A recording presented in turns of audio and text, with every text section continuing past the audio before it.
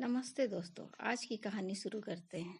शादी होने के बाद लड़कियों का मायके वालों की मदद करना ससुराल वालों को पसंद नहीं आता। शादी होने के बाद लड़की को ससुराल और मायका दोनों परिवार का और जिम्मेदारियों का विचार करना पड़ता है। सोनल का रिश्ता तय हुआ और घर की बड़ी बेटी होने के कारण वह अच्छी पढ़ाई करके नौकरी कर रही थी। घर में वही सबसे बड़ी होने के कारण मायके की जिम्मेदारी भी उसकी थी। भाई था उसका, लेकिन काफी छोटा था अभी। उसके माँ बाप के लिए इतने बच्चों की पढ़ाई और घर चलाना मतलब आसान नहीं था। उसके पिताजी प्राइवेट जॉब करते थे और माँ भी घरों के काम करके जितना हो सके उतने काम करके अपने घर की मदद करती थी। सोनल की शादी तय करने का वक्त आया। तभी उसकी दो बहनें और भाई पढ़ाई कर रहे थे। उसकी शादी नीलेश के साथ तय हुई। तभी उसने स्पष्ट बताया था कि शादी होने के बाद भी मुझे मायके की थोड़ी आर्थिक मदद करनी पड़ेगी। छोटे भाइयों की पढ़ाई होनी अभी बाकी है और पिताजी भी बहुत बीमार रहते हैं। उनका भी हॉस्पिटल और दवाइयों का खर्चा करना इतना आसान बात नहीं थी। सोनल थी तब तक माँ पिताजी को टेंशन नहीं था। वह मन से करती थी, सब कुछ उसे पता था हालातों के बारे में। उसके भाई बहन उनके पैरों पर खड़े हो और उनकी पढ़ाई भी हो जाए तो बड़ी समस्या उनकी पढ़ाई भी हो जाए तो सारी समस्याएं कम हो जाए। पर तब तक मुझे भी मदद करनी चाहिए, इसलिए वह जिम्मेदारी निभा रही थी। सोनल ने शादी के पहले ही नीलेश और उसके परिवार के लोगों से यह बात कर क्लियर कर दी थी। तभी ससुराल वालों ने बोला कि हमें कोई एतराज नहीं है, तुम नौकरी करती हो और उसे तुम अपने मायके वालों की मदद कर सकती हो। नीलेश ने तो बोला कि सोनल, मैं भी तुम्हारे साथ हूँ, तुम नौकरी करके मायके वालों की मदद कर सकती हो। मेरी तरफ से कोई एतराज नहीं है। कभी लगे तो मैं भी तुम्हारे भाइयों को और मायके वालों की मदद करूंगा। यह मेरा भी तो कर्तव्य है। हमारे दोनों फैमिली शादी के बाद मेरे लिए समान होगी। ऐसे में दोनों परिवार की जिम्मेदारी निभाना मेरी भी जिम्मेवारी होगी। तुम टेंशन मत लो। नीलेश के ये बोल सोनल को बहुत अच्छे लगे। मेरे होने वाले पति की सोच कितनी अच्छी है, कितना सोचते हैं मेरे मायके के लोगों के लिए। वह भावुक हो गई उनके विचार सुनकर। थोड़े दिन बाद उनकी सगाई हो गई। सोनल के मायके वालों ने सोनल की शादी सभी की उपस्थिति में की। हमारी बेटी को इतना अच्छा जीवन साथी मिला, यह देखकर सोनल के पिताजी खुश हो गए। सोनल ने शादी के पहले ही घर वालों को नीलेश के विचार बता दिए थे। उस वजह से घर वालों को लगता था कि सोनल नीलेश के साथ सुखी संसार कर सकती है। उसके ससुराल वाले भी अच्छे हैं। शादी होने के बाद सोनल घर और नौकरी की जिम्मेदारी अच्छे से निभा रही थी। इतना ही नहीं, नीलेश के आने जाने वाले मेहमानों का भी आदर सम्मान अच्छे से करती थी। हर एक जिम्मेदारी वो अच्छे से निभा रही थी। ससुराल और मायका दोनों फैमिली को वह समान ही मानती थी। ससुराल के लोगों को तो उसने अपना बना लिया था। सब अच्छा चल रहा था, पर नया नया ही सब अच्छा था। बाद में उनका असली रूप नीलेश और उसके घर वालों का स्वभाव सोनल के सामने आया। वह कहावत है ना, हाथी के दांत खाने के अलग और दिखाने के अलग होते हैं।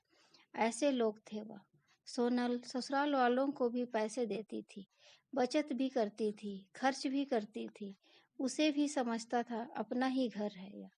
उसे सभी बातों की और जिम्मेदारियों का एहसास था, इसलिए खुद पर पैसे खर्च नहीं करती थी। ससुराल और खुद का सब करके वह थोड़ी मदद अपने भाइयों के लिए करती थी। उनकी पढ़ाई चालू थी। पढ़ाई मतलब थोड़े पैसे तो चाहिए ही ना। पर यह नीलेश को भी पसंद नहीं था और उसके मायके वालों को सोनल मदद करती थी, इसलिए नीलेश चिल्लाता था। ये वही आदमी था जिसने खुद ने शादी के पहले बोला था कि वक्त आने पर मैं भी मदद करूंगा। उसकी मदद की अपेक्षा सोनल को नहीं थी। उसने उसको कभी वैसा बोला ही नहीं, पैसे भी मांगे नहीं। उल्टा उसके ससुराल वाले बोलते थे, तभी सोनल की माँ से बोली, सोनल तुम्हारी भी गृहस्थी है, तुम्हारे पास से पैसे मांगने के लिए अच्छा नहीं लगता, पर परिस्थिति ही वैसी आ गई थी। उसकी माँ को बहुत बुरा लगता था। उसकी 2 नंबर की बहनों पार्ट टाइम जॉब करने की शुरुआत की, इसलिए अब उसका अपने मायके वालों को पैसे देना सास को बिल्कुल पसंद नहीं था। वह तो सभी को बताती थी कि सोनल जॉब करती है, सभी पैसे मायके में देती है। ऐसी आधी सच बातें सोनल को अच्छा नहीं लगता था, पर करे तो क्या। उसे भी पता था कि अपने मायके की परिस्थिति ठीक नहीं है। थोड़ी बहुत मदद की तो क्या हुआ, मुझे कहाँ जिंदगी भर मदद करनी है। भला आज ना कल भाई की पढ़ाई पूरी होकर तो वह अच्छी नौकरी करेगा, माँ बाप की जिम्मेदारी अच्छे से निभाएगा और बहनें तो अपने ससुराल चली जाएगी। ऐसा सोनल अपने मन को समझा रही थी। वो किसी भी प्रकार की नेगेटिव बातों का भी विचार ना करते हुए सिर्फ दोनों फैमिली का भला चाहती थी। इतना ही नहीं, सोनल नीलेश के माता पिता का हॉस्पिटल और मेडिसिन का खर्चा उठाती थी। नीलेश तो कभी पूछता भी नहीं था, सब सोनल ही देखती थी। उसे हमेशा उसकी सास बोलती थी, किया तो क्या हुआ, वह उसका कर्तव्य है, पर ऐसे नहीं बोलती थी कि मायके की मदद करना भी एक कर्तव्य है। यह मात्र भूल गई थी। दोनों साइड का विचार वह करती ही नहीं थी। कई दिनों बाद सोनल के पिताजी उनको छोड़कर चले गए, तब भी वह हारी नहीं, सब मैनेज कर रही थी। सोनल मायके वालों की मदद अभी भी करती है, यह सब पता चला तब नीलेश ने उसे बहुत डांटा। सास ससुर ने भी डांट लगाई, तभी सोनल शांत ना रह पाई। वह भी पढ़ी हुई और नौकरी करने वाली लड़की थी, नीलेश से ज्यादा कमाने वाली। दोनों परिवार की आर्थिक समस्या वह संभालती थी। उस दिन उसे भी उनके बोलने का गुस्सा आया। सोनल बोली, अगर लड़की ने ससुराल की मदद की तो चलेगा, और मायके की मदद की वह क्यों नहीं चलता? ऐसा क्यों? मेरे मायके वाले हमें मदद मत करो ऐसा बोलते हैं, क्योंकि वह मेरे गृहस्थी का विचार करते हैं। मैं मदद करती हूँ मेरे फैमिली के लिए और मेरे भाइयों के लिए। मेरी जिम्मेदारी है और मैं निभा रही हूँ। इसमें क्या गलत कर रही हूँ भला? जिस माता पिता ने मुझे इतना कष्ट करके पढ़ाया, बड़ा किया, आज मैं उनकी वजह से ही इतनी बड़ी पोस्ट पर हूँ, अच्छा खासा कमा रही हूँ। तो मायके में ज़रूरत होने पर थोड़े दिन मैंने आर्थिक मदद की तो क्या हुआ? और हाँ, मैं आपका भी सब करती हूँ। हमारी गृहस्थी और भविष्य, इसका विचार करके बचत भी जमा कर रही हूँ। यह सब बातें सोनल की सुनकर उसके ससुराल वाले उसे कुछ भी नहीं बोल पाए। कुछ दिनों बाद में सोनल की सास बहुत बीमार हुई। उनकी बेटी उनको पैसे चाहिए थे तो खुद ने आधे पैसे भरने के लिए तैयार हुई। तब सोनल बोली, दीदी हम दोनों हैं ना, नीलेश और मैं देखते हैं पैसों का, आप चिंता मत करो। नहीं भाभी, मेरा भी कर्तव्य है, माँ है वह मेरी। माँ बाप के लिए लड़का और लड़की दोनों ही समान होते हैं, दोनों को साथ में बड़ा करते हैं। पढ़ाई नौकरी उनकी ही वजह से पूरी होती है। तो ऐसे वक्त में मायके में लड़की ने मदद की तो क्या होगा? मैं भी जॉब करती हूँ, मेरी भी सेविंग है। अर्थात सोनल भी ऐसे ही विचारों की थी। अपनी बहन की बातें सुनकर नीलेश और उसके माँ बाप का सिर शर्म से झुक गया। वह बोली, शादी होने के बाद भी मायका लड़की के लिए पराया नहीं होता है। लड़की ने कभी तो मायके की भी जिम्मेदारी ली या अपने माता पिता के लिए कुछ किया तो कुछ बिगड़ नहीं जाता। यही बात सोनल कितने दिनों से बोल रही थी, तभी उसकी सास को ये बात अच्छी नहीं लगती थी।